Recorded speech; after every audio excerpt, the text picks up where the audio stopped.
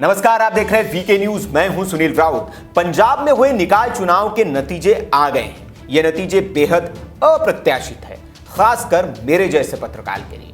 वैसे पंजाब में किसानों के कांधे पर सवार होकर वोटों की फसल काटने की कोशिश में जो सियासी दल लगे थे और दिल्ली की सीमा पर सिख किसानों की सेवा किए जा रहे थे, इन नतीजों ने उनको निराश कर दिया है। उनको बता दिया है कि पब्लिक है, सब जानती है। वैसे जिस हिसाब से दिल्ली के सिंघू बॉर्डर पर बैठे पंजाबी किसानों की सेवा आम आदमी पार्टी ने की थी, उनको इंटरनेट से लेकर पानी और बाकी सुविधाएं मुहैया कराई थी, केजरीवाल जी को पूरी उम्मीद थी कि इस सेवा के बदले जनता उन्हें इस चुनाव में मेवा जरूर देगी।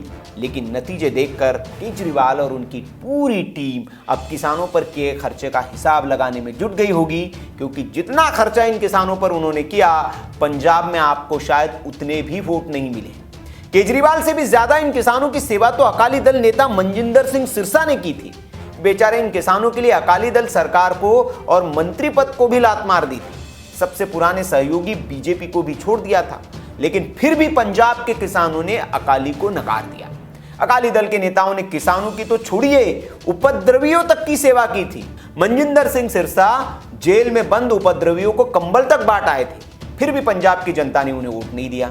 लेकिन कमाल और मजे की बात यह है, जिस कांग्रेसी सांसद ने सिंघू बॉर्डर पर किसानों के बीच जाकर मार खाया, जिनकी पगड़ी उतारी गई और जिन्होंने इस आंदोलन की असलियत को खोलकर जनता के सामने रखा कि इस आंदोलन को खालिस्तानियों ने कब्जा लिया है, उस कांग्रेस को पंजाब की जनता ने सिर आंखों पर बिठा दिया। कमाल की बात यह भी है कि जिस कांग्रेस के पूर्व अध्यक्ष और जो भावी अध्यक्ष बनने वाले, उन्होंने सिंघू बॉर्डर को शंभू बॉर्डर बोला, उस कांग्रेस को पंजाब की जनता ने बंपर वोट देकर जीत का सेहरा पहना दिया। अब आप कहेंगे बीजेपी का क्या हुआ? जाहिर है वही हुआ जो उम्मीद लगाई जा रही थी, क्योंकि बीजेपी यहां अपने सहयोगी के बिना अकेली लड़ी। किसानों का आक्रोश पार्टी के खिलाफ है ही, मतलब विपक्ष ने भर रखा है। वैसे भी बीजेपी यहां हमेशा ही अकाली के साथ छोटे भाई की भूमिका में रही है, तो उनका आश्रय तो वही होना था। फिर भी कई जगह पर जनता ने कांग्रेस के बाद बीजेपी को ही अपना विकल्प माना और आम आदमी पार्टी और अकाली को वोट तक नहीं दी। मतलब अब आप लगा लीजिए कि क्या ये नतीजे किसान आंदोलन का आईना है? दरअसल कृषि कानूनों के खिलाफ जारी प्रदर्शन के बीच पंजाब में हुए निकाय चुनाव में कांग्रेस को जबरदस्त जीत मिली है। आम आदमी पार्टी और शिरोमणि अकाली दल का प्रदर्शन यहां बेहद खराब रहा है और बीजेपी का वही हाल हुआ है जिसकी सबको उम्मीद थी। हालांकि बीजेपी के लिहाज से प्रदर्शन इतना खराब भी नहीं है। आंकड़ों की नजर से देखें तो सूबे में अगले साल विधानसभा चुनाव होने हैं और इन चुनावों को उससे पहले की अग्नि परीक्षा के तौर पर देखा जा रहा था। पंजाब में 117 स्थानीय निकायों के लिए चुनाव हुए, जिनमें से 109 नगर पालिका परिषद और नगर पंचायत है, जबकि 8 नगर निगम शामिल हैं, जिनमें से 7 नगर निगमों पर कांग्रेस ने कब्जा जमा लिया है। 6 में कांग्रेस ने एक तरफा जीत हासिल की है, जबकि 7वें नगर निगम में सबसे बड़ी पार्टी के तौर पर वो उभरी है। कांग्रेस ने बठिंडा, होशियारपुर, कपूरथला, अबोहर, बटाला और पठानकोट में जबरदस्त जीत दर्ज की है। हालांकि मोगा में कांग्रेस सबसे बड़ी पार्टी के रूप में उभरी है और बहुमत से वो 6 सीट पीछे रह गई। एक अन्य नगर निगम के लिए वोटों की गिनती का काम आज यानी कि गुरुवार को होगा। लेकिन इन नतीजों में सबसे बड़ा झटका आम आदमी पार्टी को लगा है। दरअसल आम आदमी पार्टी सूबे में मुख्य विपक्षी दल है और किसान आंदोलन में वो किसानों के साथ खड़ी है, उनकी सेवा भी कर रही है। लेकिन फिर भी पंजाब के लोगों ने इस पार्टी को नकार दिया। पठानकोट की बात करें तो यहां कांग्रेस को 37, बीजेपी को 12, निर्दलीय 1 और शिरोमणि अकाली दल को के खाते में 1 सीट गई। यहां के अलावा लेकिन यहां पर और सुजानपुर में आम आदमी पार्टी अपना खाता तक नहीं खोल पाई।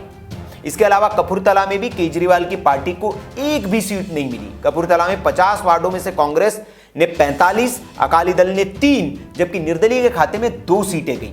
किसान आंदोलन में किसानों को भरपूर सहयोग देने का दावा करने वाली आम आदमी पार्टी को जालंधर में भी 1 सीट नहीं मिली, जबकि यहां अकाली दल बीजेपी को 1-1 और बसपा को 2 सीटें हासिल हो गई। जो बेचारी कहीं बॉर्डर पर बहुजन समाज पार्टी नजर नहीं है, वो भी 2 सीटें जीत गई। ऐसे ही बरनाला में भी 31 वार्डों में से कांग्रेस को 16, निर्दलियों को 8, अकाली दल को 4 और आम आदमी पार्टी को 3 सीटें मिली। मतलब यहां भी आप सबसे आखिरी नंबर पर रहे। अब इन नतीजों पर प्रतिक्रियाएं आनी भी शुरू हो गई है। अकाली दल के नेता विक्रम सिंह मजीठिया ने आरोप लगाया है कि चुनाव स्वतंत्र और निष्पक्ष नहीं हुए हैं, इसलिए कांग्रेस को इतनी सीटें मिली है। उन्होंने कहा, राज्य में केवल 60% सीटों पर चुनाव हुए हैं, जबकि कांग्रेस ने 40% सीटों पर चुनाव ही नहीं होने दिए। कई जगहों पर अधिकारी सरकार के दबाव के आगे नहीं झुके और वहां ही स्वतंत्र चुनाव हो सके, लेकिन ये सिर्फ चुनिंदा इलाके ही है। आरोप प्रत्यारोप तो चलते ही रहते हैं। बीजेपी के एक स्थानीय नेता ने कांग्रेस की राह पर चलते हुए ईवीएम पर ही ठिकरा फोड़ दिया है, लेकिन चुनाव नतीजे लोकतंत्र में जनता का जनादेश होते हैं और उसे सबको सर माथे पर स्वीकार करना चाहिए और उसका सबक भी लेना चाहिए।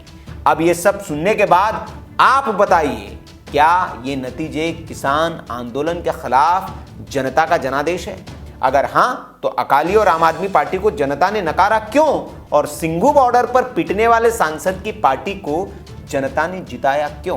कमेंट बॉक्स में आपके प्रतिक्रियाओं का इंतजार रहेगा। खबर आपको अच्छी लगी हो तो शेयर जरूर करें, ताकि ज्यादा से ज्यादा लोगों को पता चल सके कि पंजाब के किसानों ने किसको वोट दिया है, पंजाब के लोगों ने किसको वोट दिया है। और हमारे चैनल की खबरें आपको पसंद आती हो तो आप चैनल को सब्सक्राइब जरूर करें, बेल आइकन दबा दीजिए ताकि वीडियोस की नोटिफिकेशन आपको मिलती रहे। और ऐसी खबरों के लिए आप देखते रहिए वीके न्यूज। नमस्कार, जय हिंद।